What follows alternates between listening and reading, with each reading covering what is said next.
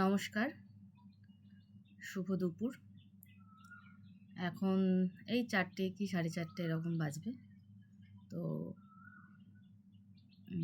আমাকে অনেকে আজকে জন্মদিনের উইশ করছে। ইংরাজির ডেট ধরলে আজকে আমার জন্মদিন, বাংলার ডেট হলে আগামীকাল জন্মদিন।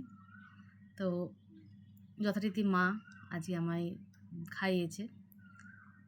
ও বাড়ি গিয়েছিলাম খেতে। দুপুরে এসে শোয়ার পরে একটা ভিডিও করতে বসলাম। তো ভিডিওটা হচ্ছে কি না, আচ্ছা। তো যাই হোক, কয়েকটা কথা বলার জন্যই। এখন স্ক্রিন টাইম কমিয়ে দিয়েছি অনেকটা।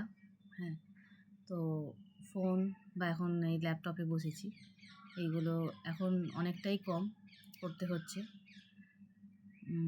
তো যেটা শেয়ার করার, এটা অনেকটাই অভিজ্ঞতা আমার, তো তোমাদের সঙ্গেও সেটা শেয়ার করতে এলাম।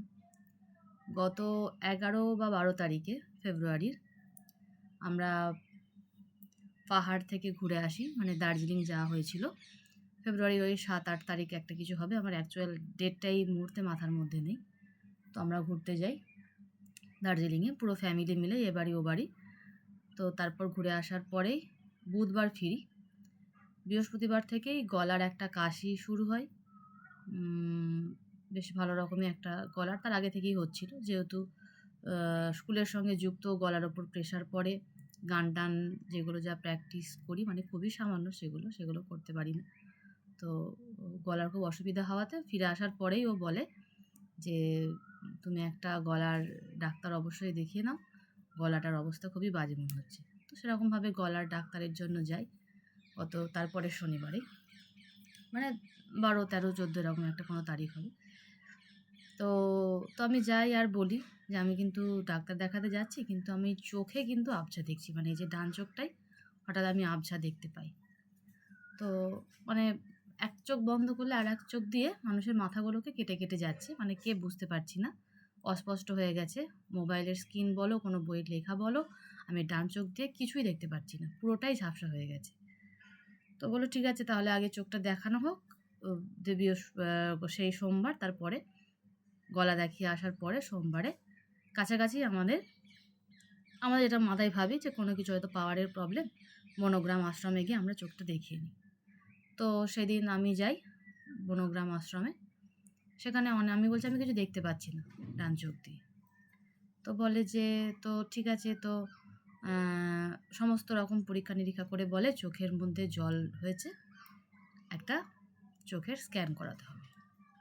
স্ক্যান করানোর নামেই একটা অন্যরকম একটা ফিলিংস হয়, কেন হবে। তো যাই হোক, যেহেতু বলেছে স্ক্যান করাতে, আমরা দেরি না করে মঙ্গলবারই মেমারি নয়নিকা একটা চোখের আছে সেন্টার, সেখানে আমরা গিয়ে স্ক্যানটা করাই। তা করতে করতে সেই রবিবারেই মায়ের চেনা জানা এক ডাক্তারবাবু, মায়ের ক্লাসমেট ছিল, বন্ধু, ওনার কাছে দেখানোর হয় যে রবিবার দিন গিয়ে স্ক্যানের রিপোর্টটা দেখায়। বনগ্রামে আর যাচ্ছি না, ভালো দেখালে কোনো ভালো জায়গাতেই দেখাতে হবে। তো সেরকমভাবেই রবিবার দিন যাই।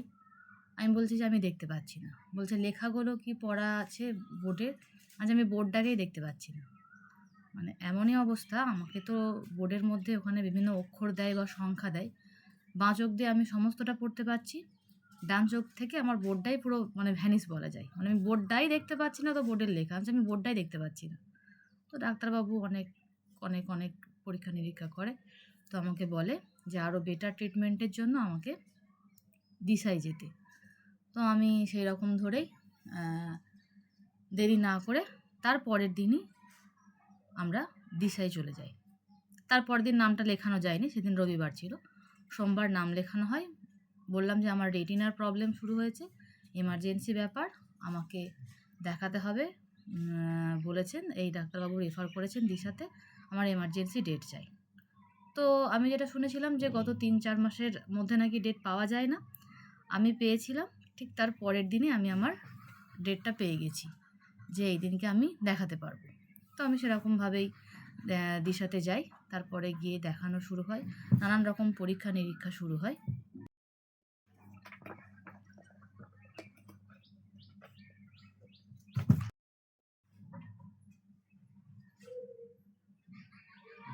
তো সেরকমভাবেই দেখানো অনেক চিকিৎসা হওয়ার পরে ওনারা বলেন যে একটা এমআরআই করাতে হবে ব্রেনের। প্রত্যেকটা পরপর যত স্টেপ শুনছি তত মানে একটা কেমন একটা হচ্ছে, অস্বস্তি হচ্ছে, কিন্তু আমি